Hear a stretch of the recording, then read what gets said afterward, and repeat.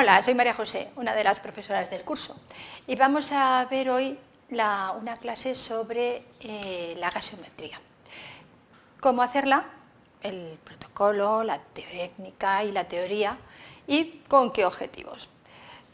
Básicamente, la extracción de sangre arterial es para determinar valores del intercambio de gases en la ventilación y, por supuesto, el equilibrio ácido-base.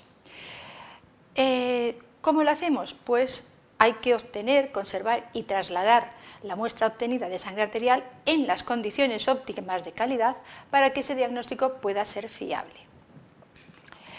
Las arterias más utilizadas son la braquial, la radial y la femoral.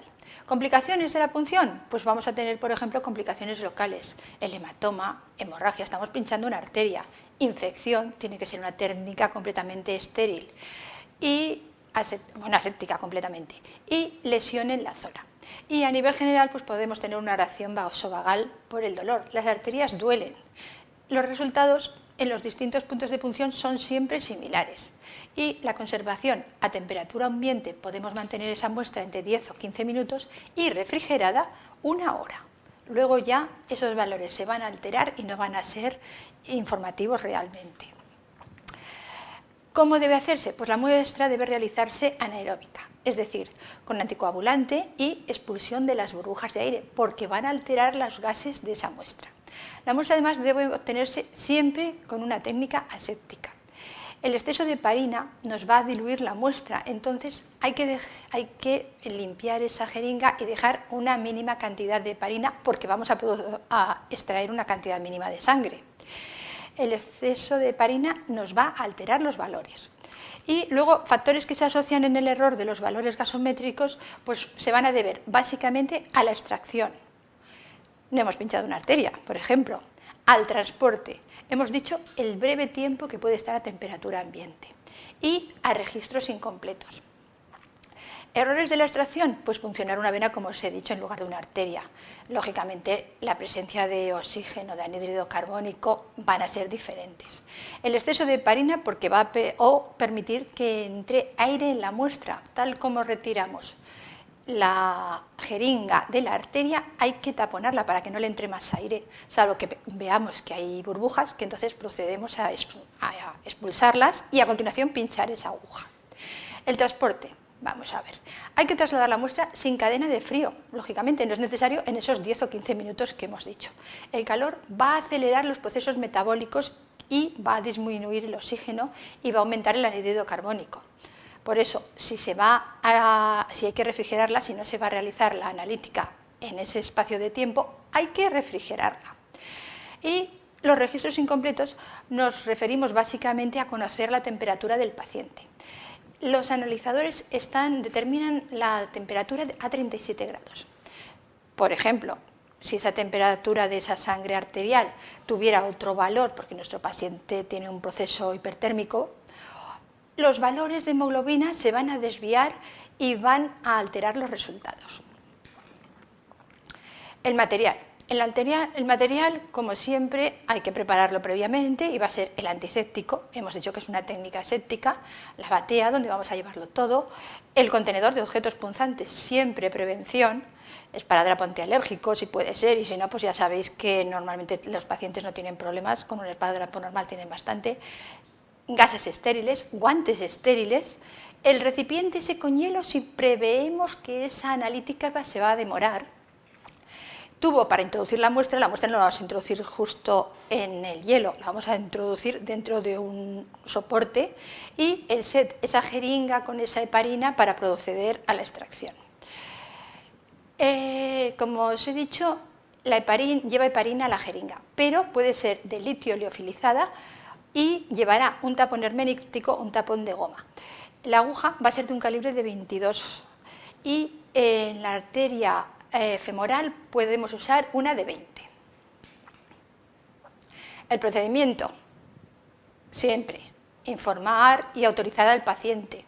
Llevamos el material preparado junto a este. Si tiene oxígeno pautado, no se puede realizar la gasometría. Hay que tenerlo 20 minutos en reposo y los 10 minutos antes suspender el oxígeno. Seleccionar el lugar de la punción. Vamos a evitar cicatrices, lesiones en la piel y no vamos a puncionar arterias en extremidades que tengan algún tipo de parálisis.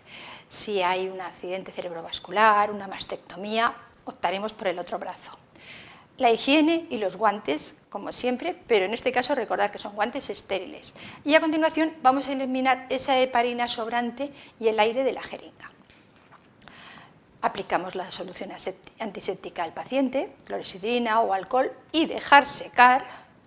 Palpamos, localizamos y fijamos la arteria como siempre y puncionamos entre los dedos índice y corazón. Introduzca la aguja con el bisel hacia arriba, en el espacio de la arteria fijado entre los dos dedos.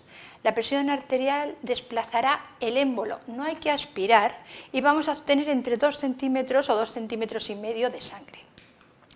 Retiramos la jeringa, pinchamos el accesorio de goma para evitar la entrada de aire en la jeringa y la formación de burbujas o que alteren esa presencia de oxígeno en la muestra, y compresión de la zona importante, entre 5 y 10 minutos. Si pueden ser 15 minutos, mejor.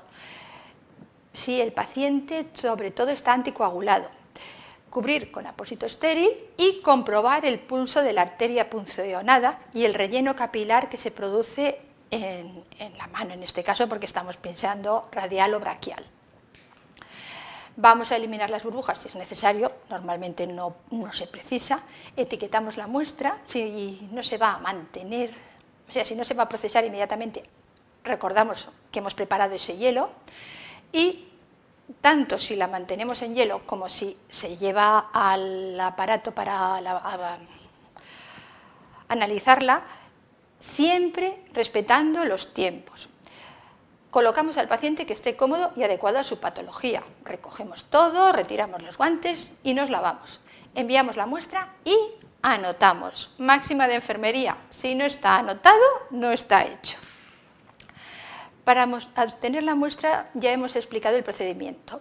En la arteria, las indicaciones en la extremidad superior es siempre la no dominante, por aquello de darle facilidad al paciente. El brazo va a estar en abducción, es decir, y rotación externa, y el ángulo va a ser entre los 45 y los 60 grados. En la extremidad inferior, recordar que en femoral siempre pinchamos con 90 grados para evitar tanto la cavidad abdominal como el paquete vascular, los nervios adyacentes a la femoral. Y por último, recordar la prueba de Allen en la extracción de la arteria radial. En caso de una vía arterial, los pasos que vamos a seguir serán lavar esa vía arterial con 10 mililitros de suero fisiológico antes y después del procedimiento, desechar 4 milímetros de sangre, extraer esos 2,5 milímetros de sangre que necesitamos para el analizador y reiniciar la perfusión que se le estuviera pasando al paciente.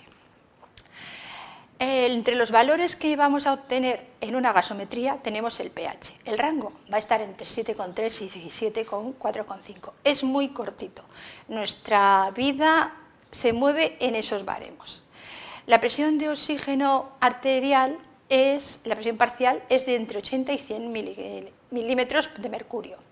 La presión parcial de anhídrido carbónico es entre 35 y 40. La saturación de oxígeno va a estar muy alta. Va a estar entre 95 y 100 en valores fisiológicos, estamos hablando. El bicarbonato, el ion bicarbonato, será entre 22 y 26 miliequivalentes por litro. Y el exceso de base puede oscilar entre -2 y +2. ¿Qué es el exceso de base? Lo sabemos perfectamente. Es la diferencia entre la concentración fisiológica de bicarbonato, en estos casos ya hemos dicho que puede estar entre 22 y 26 miliequivalentes, y la actual del paciente. Esta alteración del ácido base va a tener un rango entre -2 y +2. Si tiene un valor negativo, lógicamente nos va a indicar que el paciente está en un proceso de acidosis, y si es positivo, el proceso será de alcalosis.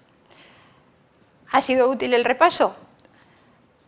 Os he puesto además el cuadro para que veáis cómo van a variar el pH, el anhídrido carbónico y el bicarbonato en cada una de las posibles variaciones.